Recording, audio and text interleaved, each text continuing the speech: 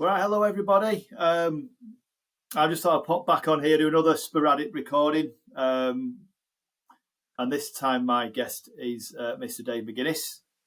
I've got to know Dave over the last couple of years in our part-time business with UW. Dave's a busy dad, and I guess that's where the connection has come in. We've both sort of got similar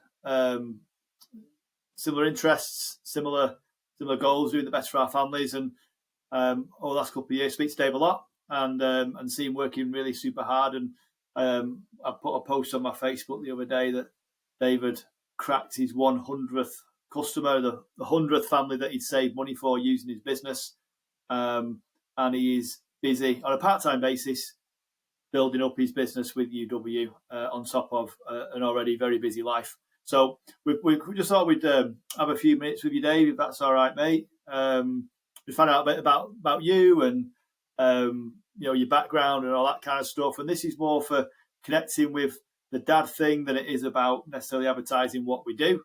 But it's a nice story, so let's see if we can share it with a few people and and obviously field any interest from there, mate. So Dave, just give us a bit of a potted history of how all this started and where you've come now, Dave. And we'll go from there, mate. Yeah, no, cool. So, to be honest, it started off as actually a shop manager. So I left school and I just found myself doing a part-time job in Quick Save. And before I knew it, I blinked and I was 30 years of age and I was a shop co-op manager. And just doing it for the sake of it. I had no purpose. And don't get me wrong, it paid all right, but I didn't particularly like putting tinder beans out and stuff like that. It just wasn't for me. And I remember actually it was Christmas Day, because when you're a manager you're on call 24/7. That's the thing. And I remember it being Christmas Day. My wife, I'd not been long seeing my wife. She was my girlfriend at the time, and I got this alarm call out, and I had to be in the shop. And I remember everyone's having Christmas dinner, and I was sat in my shop, sad, really crap. And I thought, you know what, I just want to do something else. So I took a big jump, and I went into construction, did something totally different. I went in construction, which, to be fair, I absolutely loved. It was great. There's more sociable hours, because in retail it's unsociable hours, etc. You're working bank holidays, you're working weekends, evenings. It was just mainly Monday to Friday. Saturday was optional. And it was good money. Yeah, good crack, good money. And I was happy, settled. I didn't have to think about anything. I was just dig that hole, all right, sound. And then pretty much. But then, obviously, started having a family, and that's when the busy dad starts coming into play. So, started, got married, had our first child, Oliver. Then my wife had gone part-time when we had Oliver for childcare. And then when we had Ellis on the way, which wasn't much long after Oliver, it was like, God, it's part-time maternity pay. So it's part-time wage and then maternity pay of a part-time wage, which isn't particularly great. So I was like, what am I going to do? So I looked at working away. So that's what I did. I'm working the likes of London, Birmingham, the likes of Edinburgh and stuff. Because the money, you get a premium for working away. But what I was sacrificing my time. Wasn't there for Chris with the kids and stuff. Money was great, but like I say, the family life wasn't so great. And when I did get home on a weekend, I was absolutely knackered. So I wasn't present. But funny enough, when the energy crisis went a bit mental, and all these like companies that were giving cheap energy deals, they all went pop overnight, and found myself getting double billed. So that's the thing they don't do anymore. But you paid up front, and then you got with a new customer. I got like a double bill. So I got stung for £700 between two energy suppliers, one that went bust and then my new one. And cut long story short, just looked at the opportunity. I was like, well, tell you what, I've got nothing to lose. I'm working away. The lads are in the pub at night, so I'm doing nothing else. But I watched the telly, I might as well give it a go. I literally knew nothing about it, and as in like electric and gas or anything. I just threw myself into it. And what was interesting, what I found was I was earning more in an evening doing an appointment than I was in the day. So it things soon transpired into like, actually, I don't need to work away anymore. So not overnight, because it's not get rich quick scheme or anything like that. But I'd say really it's about 6 to 8, maybe 9 months, I was able not to work away anymore, which was massive for us. And then I still had to, when I did work back at home, I still had to pick up the overtime on a Saturday, but then that soon didn't have to do that because my UW business was paying for it. So that's my story. It's giving me time. Apart from the money, it's giving me time and options. And now I'm not even in construction because it's the personal development side of things. You learn along the way. It sort of unleash that entrepreneurial spirit within. So now obviously I'm in commercial energy, doing solar, there's a number of things. So yeah, it's great. That's pretty amazing, that, isn't it? And I'm not daft enough to, like, when I talk to people about their paths with our business, that to think that if we hadn't our paths hadn't met, you might not have found something else to do. We're not saying that, but what we are saying is like a really interesting story, isn't it? You've gone from retail where you've just do what you needed to do to tick over, to getting fed up of working the Christmas holidays, to going into something a bit more lucrative, which is the landscaping, what we call grafting, digging, and then doing the right thing of going away and earning the money, but then missing out a little bit at home. But then building up a business whilst you're away from home. That was it. I guess you don't need to, the way things are now, if someone wants to save money on their bills, you can go around and see them and help them out, and we do that. But we can also do it remotely, can't we? We can do it over a call or over sometimes it's a WhatsApp video, sometimes a phone call. As long as they've got a bit of information, you can be helping them save some money, can't you? 100%. I can't remember what your stats are, but I know that you've been able to earn, a decent. Most months you're earning good money, aren't you? Yeah. No, it's been good. Helping those customers, and you're helping those customers save some money. But then that shift, because you don't sound very Welsh, so there's and the point we've sort of come. The reason we're talking is that you're no longer living in the northwest of England. You moved out to Anglesey on the beach, haven't you? Yeah. No, and you're running your business from there. So tell us a bit about that. Yeah, so obviously going back right to the beginning, I met my wife. She's Welsh. She's from Treada Bay in North Wales and Anglesey. And I met her on holiday, believe it or not, which was funny. Met her in Ibiza, and that's another story for another time. But so basically we did a long distance thing, and then Chris moved over to England with us, and that was another pressure. That's another reason for the move. So bear in mind, she's packed up sticks and moved in with me, and then I'm in retail at the time, and I'm working all these unsociable hours, and she didn't know anyone. She had no friends or family over here. So that was an impacting change on my decision to work something more sociable. So then I went into the construction, which would work great. But then obviously having a family, then I'm working away again. I've left it again, Anna. So it was obviously COVID and everything else that was happening. And again, due to life decisions and stuff, luckily, Christine's mum and dad are fortunate where they retired. So they had time freedom when they was coming over all the way from Anglesey to look after the grandkids. In which didn't really make sense to us. It was like, well, we might as well come to you, really. Life was so busy anyway. It makes more sense of moving over to you guys. And to be fair, again, because I'm not saying, but because of the UW business and that extra income, as you know, when you go for a mortgage and stuff like that, that extra income obviously helped us secure a bigger deposit and a bigger mortgage for a nice house that we've got up here. So, yeah, that was a game changer for us, absolutely. And what it did do was give us more choices because there wasn't so much pressure on, right, I need to get a job now type thing. I did go back, I was in construction when I moved over. And then I remember speaking to you, I was travelling back to England whilst I was looking for work. Because on Anglesey, there's not so many opportunities for work, really. Well, there wasn't at the time when I moved. But I was able to, obviously, do the two. And then, actually, you know what, financially secure enough to actually, you know what, I'll do something else for the personal development, but financially, right, I can take a pay cut because UW will subsidise it. So that's been, game changing. So in the last 12 months, how many nights have you been away from home with work? With work? Yeah. Probably one, and that was an award ceremony recently. That was. You were moaning about I've let a fish into that. You were moaning about that being a trek, weren't you? That's in Cardiff. But we won an award. So again, goes to show. So we won an award for our customer service and energy stuff. So yeah, that was amazing. But that's the only time really I've been away, work related. And just to sort of be clear that you still have a full-time job, don't you? Yeah.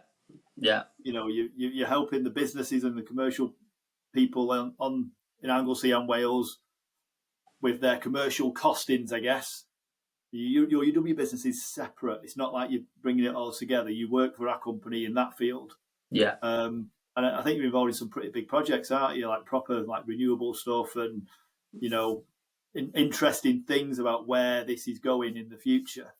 But it doesn't just happen, does it, Dave? Like we've been through a 3 or 4 year journey here, and it's sometimes from getting it going to moving back home and sort of working more locally to then move everyone to Wales, but you still had a job over in the northwest of England, and then finally getting a job that was based from home in Anglesey, and now it's all like now you're in the right place. But that wasn't an overnight thing. And I think sometimes these decisions look like they're massive, but they can do it bit by bit, can't they? If you've got a goal and you know where you're going, you can make it like a jigsaw puzzle. You can make it come together. Absolutely. And it's a little bit of luck as well, to be honest with you. Well, hard work. They say obviously you make your own luck, but yeah, hard work. So I knuckled down with the UW business, and then when moving to Anglesey, I didn't realise at the time, but it's actually nicknamed Energy Island for its renewables and everything else. So just happened to find myself in the renewable sector and helping businesses save money. Just links hand in hand. I know we obviously help households help money as well. So there's a nice fit there because I'll help a business owner and they go, "Oh, do you do homes as well?" I was like, "Actually, yeah, I do." And then I explain it's a totally separate business, but yeah, and let's have a look at that for you. So but it's nice. But it's nothing. It's exactly the same values. The same customer service, bespoke customer service, same best price and get your proposition, and that friendly point of contact. If you need me for anything, just give me a call. Which again is paying dividends with the amount of referrals we get in and repeat business. Right, Dave. So there's going to be some people listening to this that are not in our business, that are not doing what we're doing, and hopefully, we'll inspire a couple to just get in touch and find out a little bit more about what we do and how we do it, and how we get paid by helping people save money on the bills. There'll also be some people already in our company or even in our team, the team that we have. And 100 customers doesn't just happen, does it? No, definitely. And I think that one of the biggest upside of being a partner with our company is that it's established, it's credible, it provides services that everyone's got. Everyone's got a mobile, everyone's got the internet, everyone's using energy. So we know that's fine. And we're good at what we do. And we've got 2,500 head office staff that do all the donkey work, and we are just the mouthpiece of that company. But the downside of what we do is that there's no impact if we don't do very much, is there? Because, it's not as though we've had to borrow a load of money to buy a company, and get to work. So that we say that the pain of inaction isn't actually that much. You can do you can like have a little go at this and then decide to park it if it doesn't take off like overnight. So what sort of just for the people that to a reality check, what do you need to do to get 100 customers? I think you've just got to keep at it, and it's that blind faith. I think personal development's massive. It is. And it's weird because when you first start out, I never thought, like my uplines or anyone who never said, "Right, Dave, you have to read this book or you have to listen to this podcast or anything like that." I just naturally decided to do it myself, and maybe that's. And one of the key things they say is stick to the game. Just to win the game, you've got to stay in the game, and literally just keep at it, and then you build that resilience to know, because everyone thinks that you ask every single person, they go, "Yeah." But we're all in the same boat. You just keep asking, and I have belief as well. I think in it. I'm a customer. You're a customer. I've been a customer 3 years now, and I can hand on heart say, this is the best company to be with. If you're not with me, then you're paying more than you should because of our proposition. It's a fact, isn't it? It's not an opinion. That's fact. It's the numbers. The numbers speak for themselves. So it's just having that posture really, and say, listen, I can help you, but then not be offended if you go, "You know what? No, I'm all right, mate," or "No, I'd rather stick where I am." That's totally fine. That's fine. But I've showed you, so I've done my bit. But who else do you know? If you want, and that's it. But staying in the game, not it's like you go to the gym. So you go to the gym and you might do a bit of running and stuff like that, or some weights and stuff. You're not going to lose weight or change sculpture straight away. So it's then you wouldn't give up. You've got a goal there. You just keep going and keep going to what your goal is. That's best analogy I'd say. Yeah, that's it. You can't go for 1 5-hour gym session and be at the body composition or the level of fitness you want to be, do you? And I guess it's like, I suppose activity equals results, isn't it? So like don't want to talk about me too much. I do enough of that, but I know that if you come into our gym and follow our program, it works because there's 150 people it's working for. But if you come every now and again, and if after one session you go out on a bender for a weekend, and then we see you again 3 weeks later, it doesn't work. Yeah. And I guess the personal development is a bit like nutrition, isn't it? It's what you're feeding yourself. You've got to feed your body, you've got to feed your mind the right stuff, because we're only where we are because of what we know, aren't we? 100%. And I know you've got a real thirst for knowledge. And, am I allowed to say that you've set up the local open evenings on the island, the first ever ones for the company? Yeah, that's hot off the press. Yeah, literally hot off the press. Just it was an exclusive that. So anyone on the 22nd of October, if you're around North Wales or Anglesey, jump on board. It's in Glengork Community Centre, 6:30. So yeah, the doors will open. But yeah, that's a massive. That's well out of our comfort zone for me and Pat. So yeah, definitely. But yeah, looking forward to it. I think it's going to be a massive opportunity, no pun intended, for people that are looking for an extra income before Christmas. Yeah, and you can lead the charge, that local community there, and go and help and coach and mentor those guys to do what you've done. But you put your neck on the block. You've booked and paid for a room, haven't you? And it's up to you to get the people in there, or the other partners that are on the island. So that's off to you, Dave, because not many people are doing that.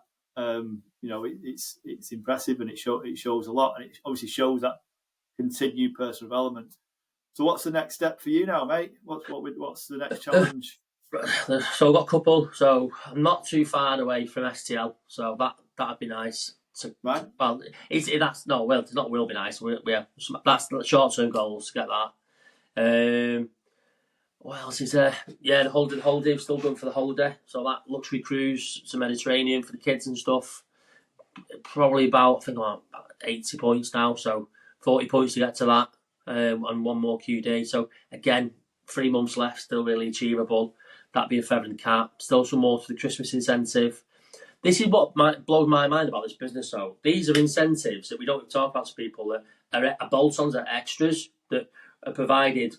Not that you need any more inspiration or incentive to do your job, because the money itself is inspiring, say an extra £2,000. But then, okay, not on top of that, we're going to give you this for doing it as well. Is absolutely, it's phenomenal, and it does. I've been feeling really gracious recently. I think that's been a big key for me as well. The gratitude of things, wow, realising the opportunity that I have got. That's been a bit of a game changer. Yeah. But yeah, it's unbelievable. That's interesting. Being grateful for something that you have done. You've created that, haven't you? We've been given the opportunity, though, haven't we? Grateful for it's what we do with the opportunity. I'm grateful for the opportunity. Thank you. Right, I'm going to be grateful for it. I'm going to capitalise on what I've got, and it's people get given the opportunity, and then they don't realise what they've got, and like I say, go back to the gym analogy, don't do the work or give up, or they pay £10 and bugger off in witness protection. It's mental, isn't it? But actually, if you fully grasp what you've got on here, you can build a pension pot, you can short-term goals, financial, like get yourself a debt or whatever it is. It's just yes money in it, beach money, little things, little goals for the family. So I've just took the little lad's birthday was on Monday, so the weekend was paid for by myself. So I need birthday presents and Jurassic World at Trafford Centre, but that was UW money. So right, so extra money's going on family stuff. Exactly, that's it. But you did touch on that pension pot, didn't you? Like, yes, we're getting paid for the time that we put into helping these guys reduce the bills, get better service, get cash back on all the shopping, you're getting paid for that. If you don't sit with them or you don't jump on a call with them, that's your your time. But what's building in the background is a profit share with the company of the ongoing payments for that customer. Once they're with us, they tend not to leave. And in the background, that's just tipping up and tipping up and tipping up, isn't it? And you're driving a business now. You're helping teammates, coaching, supporting, and getting them going, and helping them explain to their contacts what this is, because they don't know what they're doing, and you do, because you've signed up 100 customers, and that's building now, isn't it? Both locally and a little bit further afield, Dave. And you've really put the time into these guys, and they are now going to be getting the Christmas hampers and that extra money to go and spend with the kids as well. And I think that when you start to see that happening, it takes you to another level of belief, doesn't it? 100%, yeah. Because it's all right you doing it, but then when you see it's duplicated and someone else is doing exactly the same, it's a good feeling, it, because you're not just helping your family, you're helping other families as well. And it does, like, this pension thing is massive. You look at, obviously, the pensioners at the moment that's going on in the economy. You think, we're fortunate, we're like middle age, but we've got, in 20 years' time, what's that pension pot? What's that pension going to like for people? Because at the moment, life expectancy has gone higher, and everything else, and there's not enough money there to give out. It's going to be, well, looking at it now, it's going to be means tested. So you've been paying into your pension from your current supplier, employee for years. You're not guaranteed to have that money back, they're saying. So you need to dig your own well. That's what we say. And this is what this opportunity does for you. It is digging your own well before your first day and having that security. Yeah, I've been doing a bit of reading about pensions. I'm not a financial advisor, so if this is not financial advice, it's like this is just a conversation. Yeah. But there's a perception that there's this kind of a government agenda to have everyone working till like this, that, and the other. But actually, when the maths are done, people are just living so much longer that if you're just get for your old age pension, well, you might have had to draw it down for 10 years for sake of argument.